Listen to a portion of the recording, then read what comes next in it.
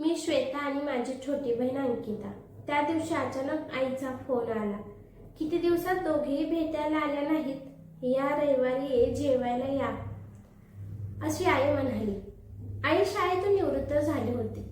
श्वेता आणि अंकिताचं लग्न झाल्यावर ती प्रापंचिक कर्तव्यापासून मुक्त झाली होती. बाबांना जाऊन 12 वर्ष झाली होती. अर्ध्यावरच या संसारातून बाबा निघून गेले. फंडाचे पैसे, पगार, थोडी LIC ची रक्कम असं सगळं आईने एकदम व्यवस्थित ठेवलं. आईचं शिक्षण झालं होतं म्हणून तिला स्कूलमध्ये लगेचच नोकरी मिळाली. कितीतरी वर्षापासून तिने इकडे तिकडे गुंतवणूक करून ठेवली होती. बाबा असतानाच मुंबईला त्यांनी फ्लॅट घेऊन छोटंसं घर पण बांधलं होतं. आमच्या दोघींच्या नावाने बाजूलाच 2 प्लॉट पण त्यांनी घेऊन ठेवले होते. मध्यमवर्गीय संसारामध्ये बंगला बांधणे वेळ पैसे आमच्या दोघींकडे पण तेव्हा नव्हते. नेहमीप्रमाणे आईकडे आल्यावर मस्तपैकी पुरणपोळी, मसाले भात, गुलाबजामुन, लाठी वड्या असं मस्त देत असायचं. जेवल्यानंतर आईने आम्हा दोघींना तिच्या झोपायच्या खोलीत बोलावले. आईचे दागिने आम्हाला माहित होतं. लग्नाच्या वेळेस तिने मला कानातले आणि अंकिताला बांगड्या दिल्या होत्या. तशा आईला दागिन्याचा फार शौक होता. बाबा असेपर्यंत ते अगदी सजून नटून राहत होते. आमच्या दोघांच्याही मुलांची मुंज एकाच हॉलमध्ये करणार होतो. कारणही तेच होतं. माहेरचे पाहुणे तर कॉमन होते. सासरकडची थोडीफार मंडळी येणार होती आणि मुंज ही आपल्या इच्छेनुसार करायची असते. काटकसरीचे धडे आईकडूनच आम्हाला मिळाले होते. आमच्या निर्णयाचे स्वागत आमच्या दोघींच्याही सासरच्या अनुकडील माणसांनी केले. आईने तिचे जुने लोखंडी कपाट उघडले. त्यातून स्वतःचे 5 तोळ्याचे काकण बाहेर काढले. तुम्हा दोघींना एक दिला तर ते पण वाईट दिसेल. त्यामुळे तुमच्यापैकी एकीने दोन्ही काकण घ्या आणि दुसरीने तिला काकणाचे पैसे द्यावे. आईचं पण बरोबर होतं. अंकिता एकदम म्हणाली, आई मला ते काकण, मी श्वेताताईला त्याचे पैसे दे. मी काहीच बोलले नाही, कारण लहानपणापासून अंकिताला काकण घालायची अतिशय हौस होती. घरी आल्यावर माझा पडलेला चेहरा बघून यजमानांनी चौकशी केली. मी काहीच बोलले नाही. म्हणजे अजून बराच अवकाश होता. अंकिताने दिलेल्या पैशातून मी वेगळीच गोष्ट केली. जानेवारीची गुलाबी थंडीमध्ये मी आईचं आणि सासू सासऱ्यांचं 4 धाम यात्राचे तिकीट काढलं. आई एकटी झाली होती. बरोबरीचं कोणीच नव्हतं. तिला कोण यात्रा घडवणार? काकण काय केव्हा पण करता येतील, पण वय थोडी थांबून राहतं. आता जायचे हातपाय चालत आहेत. तोपर्यंत तिला प्रवासाची आणि ठिकाण बघण्याची सवड होती. एकदा वय वाढत गेलं की मग बरीच ठिकाणं आपोआप गळून पडतात. 4 धामच्या यात्रेच्या वेळेला आईच्या चेहऱ्यावरचा आनंद गगनात मावत नव्हता.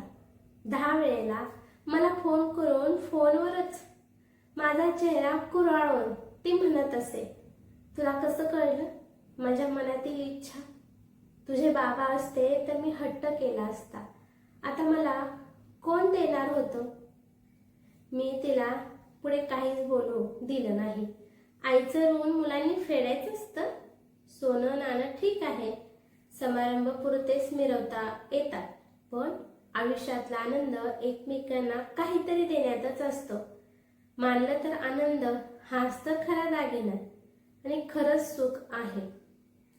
माझ्या सासूबाई आणि आई मैत्रिणी होत्या. यात्रेच्या दरम्यानमध्ये त्यांच्यामध्ये पण अजून गुळफीट निर्माण झालं. सासरे बरोबर असल्यामुळे दोघींना भक्कम सोबतही होती. चांगल्याशा ट्रॅव्हल कंपनीमध्ये नोंदणी केल्यामुळे मला किंवा यजमानांना कुठलीच काळजी नव्हती. माझी नोकरी, मुलांची शाळा, अंकिताची नोकरी चालू होती. मधून आईच्या घरी जाऊन साफसफाई करून आम्ही दोघी येत होतो. अंकिता काकण मिळाल्यामुळे जाम खुशीत होती. तीर्थयात्रेचे पैसे मी कुठून आणले हे तिने मला विचारले. विचारले देखील नाही. मी पण तिला काही सांगितलं नाही. आई, सासू सासरे यांच्या प्रत्येक देवदर्शन झाल्यावर ती खूप आनंदी चेहऱ्याचे फोटो घरी येत होते. ते बघूनच श्वेताला खूप समाधान वाटत होते. एप्रिल महिन्याच्या शेवटच्या आठवड्यात मुंजीची तारीख निघाल्यामुळे आता आमची खरेदी आणि बाकीच्या गोष्टीची धामधूम उडणार होती. अजून वेळ असल्यामुळे मी ठरवलं की सगळ्यांची तीर्थयात्रा पूर्ण होऊन द्यायची आणि मगच खरेदी करायची. 15 दिवसानंतर जेव्हा तिघे पण घरी आले तेव्हा ते अतिशय प्रसन्न होते. सासूबाई तर अतिशय खुश होत्या. सासऱ्यांची तब्येत छान झाली होती आणि आई पण खूप प्रसन्न दिसत होती. तिच्या भिशीच्या ग्रुपमध्ये रोज सांगण्यासारख्या कथा आता तिच्याकडे निर्माण झाल्या होत्या. तिच्यासारख्या कित्येक बायकांना तिचा हेवा वाटत होता. आईने मला आणि अंकिताला बनारसहून सुंदर अशा बनारसी शालू आणले होते. दोघी जावयांना सिल्कचे कपडे तसेच नातवंडासाठी पण छान छान भेटवस्तू आणल्या होत्या. मुंजीसाठी घरातले 2 जाड चांदीचे ताट तिने पॉलिश करून तयार ठेवले होते. एप्रिल महिन्याचे अचानक सासूबाई आणि सासरे बँकमध्ये जाऊ लागले. कधी कधी यजमान देखील त्यांच्या बरोबर जात असत. मला काहीतरी न सांगता त्यांची काहीतरी जुळवाजुळव चालू होती. त्याचा उलगडा मला गृहयज्ञाच्या दिवशी झाला. गृहयज्ञाच्या दिवशी सासूबाईंनी मला कुंक लावून हातामध्ये एक सुरेख बॉक्स ठेवला. उघडून बघते तर काय, माझ्या आईसारखेच काकण त्या बॉक्समध्ये ठेवले होते. माझे डोळे एकदम पाण्याने भरून आले. तुझी बहीण काकण घालणार, मग तुझ्यासाठी नको का? म्हणून तुझ्यासाठी पण केले हो मी. आणि तुझ्या सासऱ्यांनी ठरवलं होतं तुला आवडेल अशी कुठली तरी सोन्याची गोष्ट तुला भेट म्हणून द्यायची. तुझ्या मनाचा मोठेपणा पाहिला हो. तुला मिळालेल्या पैशात तू आमच्यासाठी तीर्थयात्रेचं तिकीट काढलं.